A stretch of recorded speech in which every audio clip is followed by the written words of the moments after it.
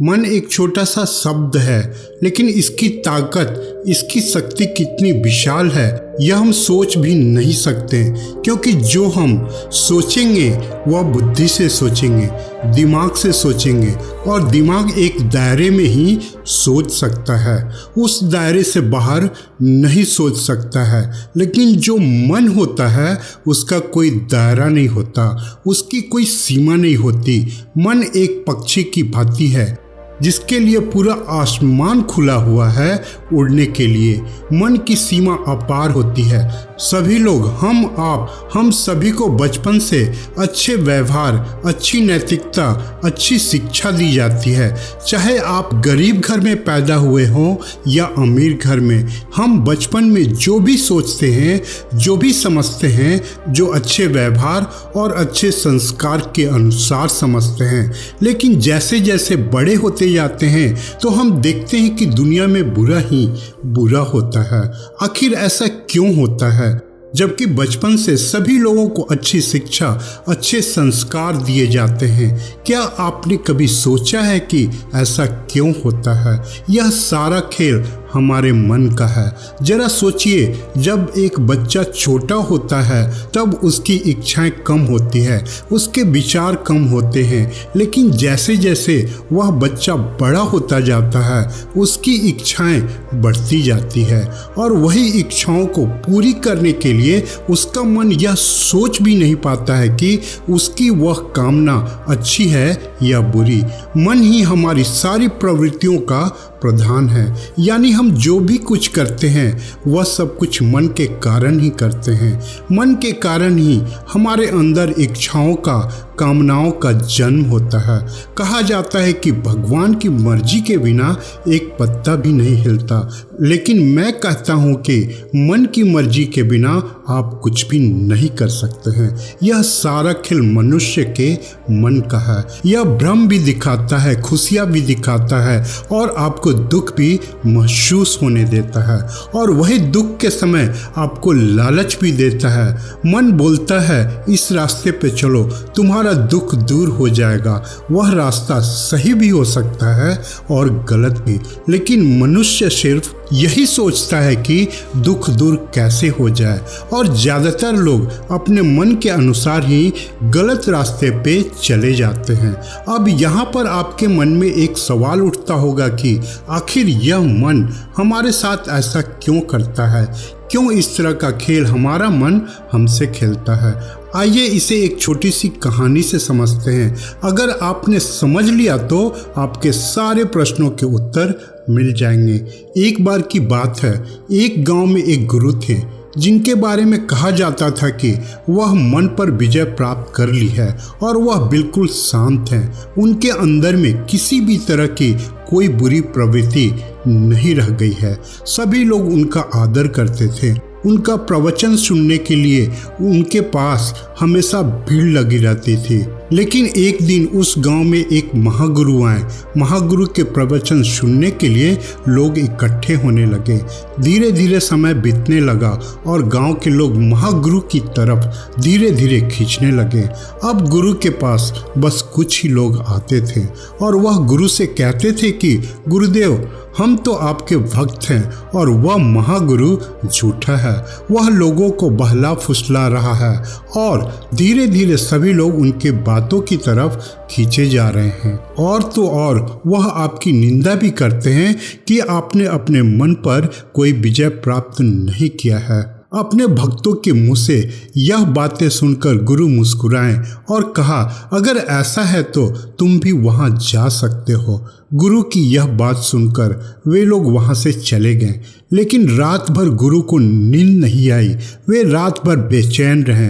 उन्होंने सोचा क्यों न चलकर देखा जाए कि आखिर यह महागुरु है कौन। अगले दिन गुरु महागुरु के आश्रम में पहुंचे। वहां उन्होंने देखा कि बहुत भीड़ लगी थी। सभी लोग महागुरु की जय जयकार कर रहे थे।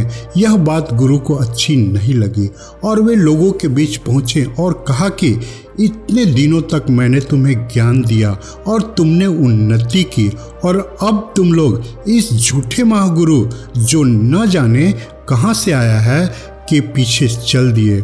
एक दिन जरूर पछताओगे। गुरु ने आगे कहा, मैं महागुरु को चुनौती देता हूँ कि वह मेरे साथ शास्त्रास्त्र करे।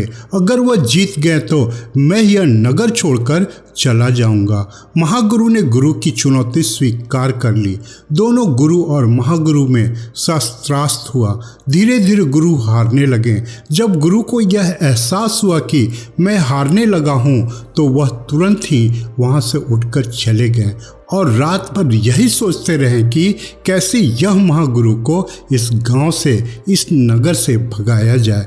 इसके लिए गुरु ने कई षड्यंत्र रचे, लेकिन कोई भी षड्यंत्र काम नहीं आया।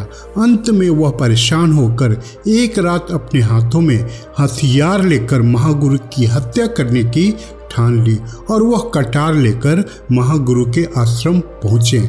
वहां पहुंचने के बाद जैसे ही गुरु महागुरु पर प्रहार करने वाले थे तब महागुरु की आंखें खुल गई और उन्होंने गुरु को रोकते हुए कहा, अभी भी तुम्हें समझ में नहीं आया, अभी भी तुम भ्रम में जी रहे हो। अगर तुमने अपने मन पे विजय प्राप्त कर ली है तो यह क्रोध, घृणा, अपमान और भय का भाव तुम्हें किसने दिया? गुरु ने कहा, यह सभी चीजें आपकी वजह से है। अगर आप यहाँ नहीं होते तो यह नहीं होता। महागुरु समझ गए कि मन पूरी तरह से गुरु पर हावी हो गया है और उसकी समझ भी खत्म हो चुकी है। महागुरु ने कहा, क्या तुम बुरे इंसान हो? गुरु ने कहा, नहीं। फिर महागुरु ने कहा, क्या तुम अत्याचारी हो? गुरु ने कहा, नहीं। फिर तुम्हारे हाथ में यह हथियार कैसे आए? क्या करना चाहते हो? गुरु ने अपने हाथों की ओर देखा और कतार फेंक दी और महागुरु के सामने झुककर कहा, महागुरु, मेरे साथ ये क्या हो गया? मैंने तो अपने मन पर विजय प्राप्त कर ली थी, अपने मन पर काबू कर चुका था। महागुरु ने कहा, मन कहीं नहीं जाता, यह तुम्हारे साथ ही रहता है और तुम जब हारते हो तो यह तुम्हें जीत के सपने दिखाता है और जब तुम जीतते हो तो यह तुम्हें हार के डर से डराता है, तुमसे अनुचित काम भी करवाता है और जब तुम मन को काबू करना चाहते हो तो यह तुम्हें दिखाता है कि तुमने मन को काबू कर लिया, पर वक्त आने पर यह तुम्हें ही काबू कर लेता है। गुरु ने कहा, महागुरु, पर यह मन हमारे साथ ऐसा खेल क्यों खेलता है? महागुरु ने कहा, मन दो धारी तलवार है और अगर इसे चलाना नहीं आता है तो इससे हम अपने आप को भी घायल कर सकते हैं। देखो, तुम हो तो मन है, तुम नहीं तो मन नहीं। तुम्हारे अस्तित्व के लिए मन का होना आवश्यक है। बिना मन के तुम कुछ भी नहीं जान सकोगे, अज्ञानी ही रह जाओगे।